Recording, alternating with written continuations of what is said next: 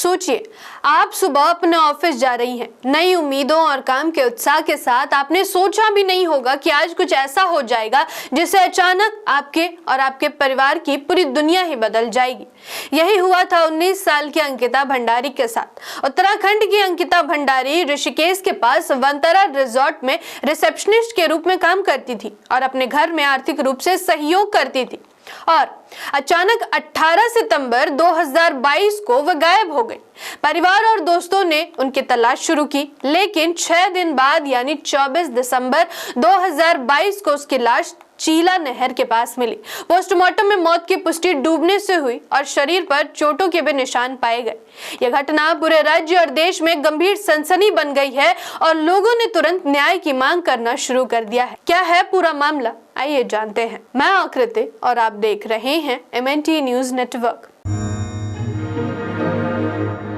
अंकिता भंडारी ये वही नाम है जिसके लिए लोग, खासकर महिलाएं, सड़कों पर उतरकर न्याय की मांग कर रहे हैं। और ये घटना आज की नहीं है, आज से पहले इसकी जांच भी हो चुकी है और उत्तराखंड सरकार द्वारा गठित विशेष जांच टीम यानी SIT ने इस मामले में जांच कर पाया कि रिजॉर्ट के मालिक पुलकित आर्य और उनके 2 कर्मचारी सौरभ भास्कर और अंकित गुप्ता लगातार अंकिता भंडारी पर दबाव डाल रहे थे। वे उसे असुविधाजनक परिस्थितियों में काम करने के लिए मजबूर कर रहे थे और जब अंकिता ने इसका विरोध किया और इन दबावों को ठुकराया तो आरोप है कि आरोपी उसे मारकर नहर में फेंक देते हैं।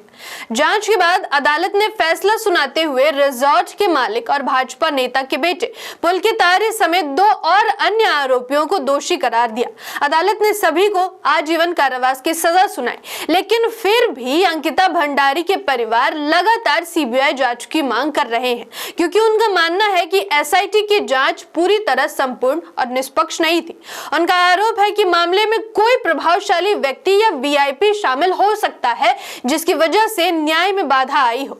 वहीं प्रशासन बार बार अपनी सफाई देते हुए यह स्पष्ट कर रहा है कि जांच में कोई VIP नहीं पाया गया, लेकिन इस कथित प्रभाव की संभावना को लेकर जनता का भरोसा अभी भी कमजोर है।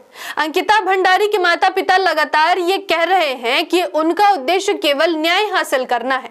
उन्होंने फास्ट ट्रैक कोर्ट, CBI जांच और दोषियों के लिए मृत्यु दंड की मांग उठाई ताकि यह सुनिश्चित हो सके कि अपराधियों को कड़ी सजा मिले। उनके शब्द समाज को झकझोरते हैं और लोगों को सोचने पर मजबूर करते हैं। हमारी बेटी को वापस नहीं ला सकते, लेकिन दोषियों को सजा जरूर मिले। इसी वजह से लोग न्याय की पूरी और निष्पक्ष प्रक्रिया सुनिश्चित करने के लिए लगातार दबाव बना रहे हैं और यह मुद्दा सोशल मीडिया पर काफी ट्रेंड कर रहा है। इसके अलावा देश भर में विरोध प्रदर्शन और रैलियां आयोजित की जा रही है, जो इस केस को आज भी लोगों की नजरों में जीवित बनाए हुए। आपको बता दें कि उत्तराखंड के कई शहरों जैसे देहरादून, ऋषिकेश और अल्मोड़ा में लोग कैंडल मार्च और रैलियों के जरिए न्याय की मांग कर रहे हैं। उनका उद्देश्य केवल अंकिता भंडारी के मामले में सजा दिलाना नहीं है, बल्कि यह न्याय प्रक्रिया में पारदर्शिता और निष्पक्षता सुनिश्चित करने की भी पुकार है। दिल्ली के जंतर मंतर पर भी छात्र, महिलाएं और सामाजिक संगठन विरोध प्रदर्शन में शामिल हुए, जहां उन्होंने जोर देकर कहा, न्याय चाहिए, CBI जांच चाहिए। यह विरोध केवल एक व्यक्तिगत मामले तक सीमित नहीं रह गया, यह पूरे देश में न्याय व्यवस्था और सरकारी जवाबदेही पर जनता के भरोसे का मुद्दा बन चुका है, जिससे स्पष्ट होता है कि लोग निष्पक्ष और प्रभावी न्याय चाहते हैं। यह घटना कोई एक साधारण अपराध नहीं है, यह उस व्यवहारिक और सामाजिक असमानता की भी तस्वीर पेश करती है जो कार्यस्थलों पर महिलाओं के साथ होती है। इसका मतलब है कि महिलाओं को न सिर्फ व्यक्तिगत तौर पर बल्कि पेशेवर माहौल में भी लगातार डर और दबाव झेलना पड़ता है। इस घटना ने समाज को यह सोचने पर मजबूर किया है कि महिलाओं की सुरक्षा केवल घर तक सीमित नहीं है, बल्कि काम करने की जगह और सामाजिक माहौल में भी समान सम्मान और सुरक्षा सुनिश्चित करना कितना जरूरी है। यह घटना न केवल भयानक और दिल को झकझोरने वाली है, बल्कि समाज को यह भी याद दिलाती है कि माता पिता अपने बच्चों के लिए अपना पूरा जीवन दे देते हैं, उनकी खुशियों और सुरक्षा के लिए हर संभव प्रयास करते हैं, और फिर कुछ मिनटों में कुछ असामाजिक तत्व उनके सपनों और जिंदगी को तहस नहस कर देते हैं।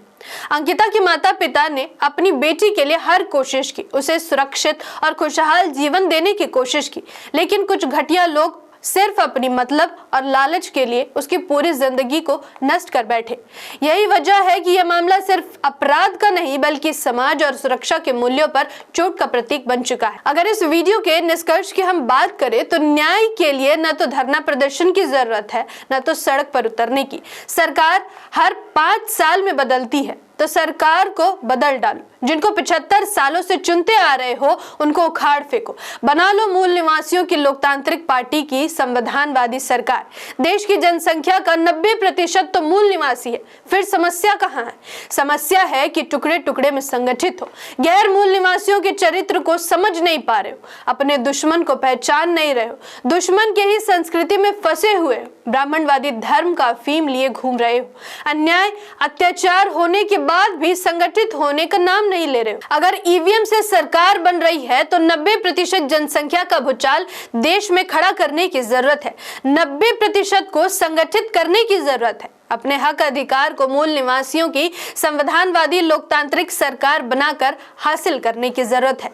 आपको यह विश्लेषण कैसा लगा हमें कमेंट बॉक्स में जरूर बताएं। धन्यवाद। जय संविधान, जय लोकतंत्र, जय भीम, जय मूल निवासी। MNT न्यूज नेटवर्क को सब्सक्राइब करें, लाइक और फॉलो करना ना भूलें। साथ ही बेल आइकॉन दबाकर जन जागृति की मुहिम में जुड़े रहें।